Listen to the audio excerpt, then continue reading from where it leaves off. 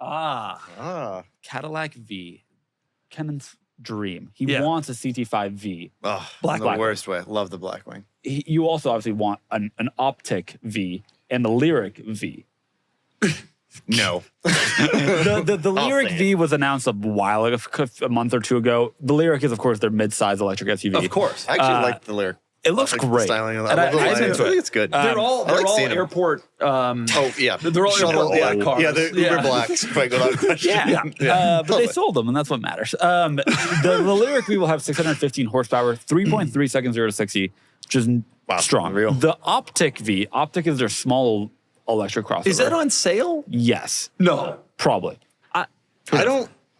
That can't. I think be true. it is. Every so often, as someone who pays an enormous amount of attention to the auto industry, every so often I'm driving down the road and I see a car and I've got no idea what it is. And that hasn't happened to me since I was like 10 years old. The Optic is on dealer lots. But the reason that happens is because these automakers have branched into some really weird things. And some of these cars have very low volumes. Yep. Like the ADX.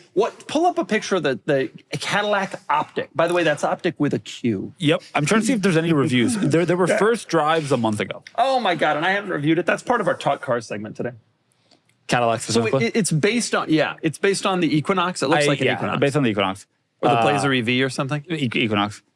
I got to tell Same you. platform. So. I don't know anything about this car, but interesting. The V was announced today, though, and we know nothing except for the fact that more will be announced this summer. I do find it interesting. We wait with bated breath. Yeah. Right. Also, by the way, we've got this graphic, we've got that graphic. Fantastic. I really want to show off the car here. Can we talk about Cadillac's SUV? Because suddenly they have 4 electric SUVs. Yeah, and one the of them, Optic, the Lyric, the Vistic, and the Escalade IQ. So Optic and Lyric and Vistic all end in the letter Q. So then there's the Escalade. It doesn't have a Q in it, so they call it the Escalade IQ.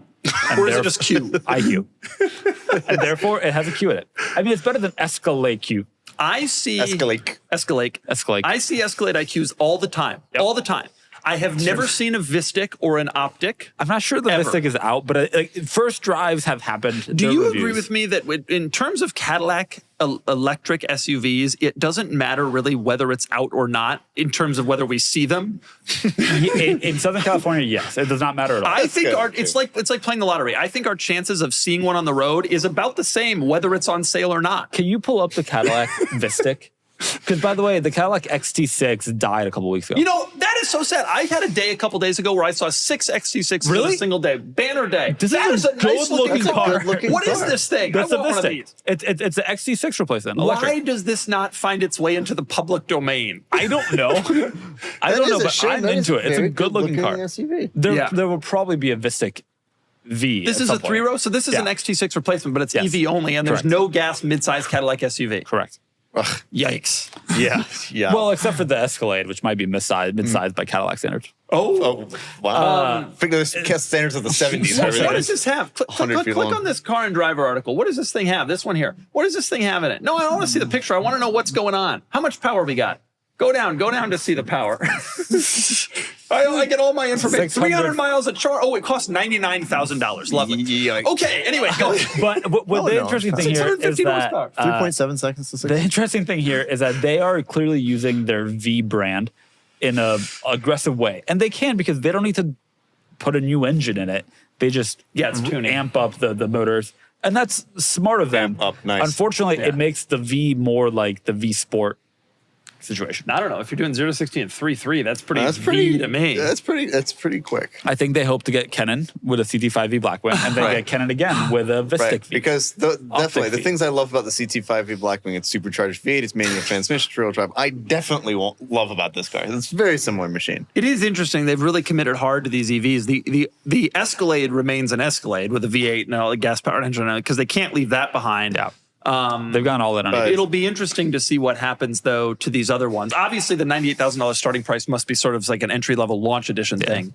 But it's not where the market is. Can I ask you a question? Would it be more appealing to you if we marketed EVs as, hey, this car has 2 motors or 4 motors?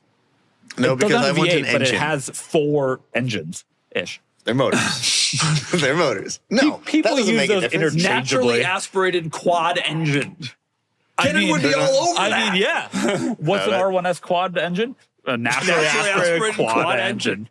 The marketing does. I'm not fooled by the marketing. Remember when Hummer tried to claim they had 15,000 pound-feet of torque? All right, go on to the next news story. That. If you're listening to this, you're probably the type of person who actually enjoys researching cars, comparing trims, decoding spec sheets, maybe even watching my Doug reviews of new cars, so this one's for you.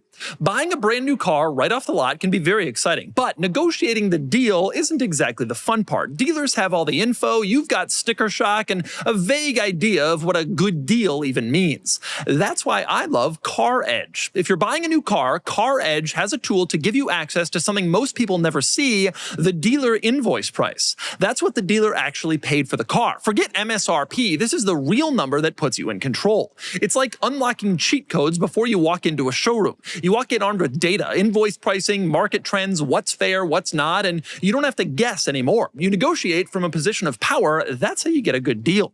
Car Edge is run by a father and son duo who are just as obsessed with this stuff as we are. They've been featured on the Today Show and in Consumer Reports and the Wall Street Journal. Their whole mission is to empower car buyers with real tools and insights, and I love that. Go check your invoice price first at Car Edge. It's 100% free. All major brands are covered. It could save you thousands, and it only requires an email address. Just head to caredge.com/carsandbids. Again, that's caredge.com/carsandbids. And a huge thanks to Car Edge for sponsoring this episode and for making it way harder for dealerships to pull a fast one.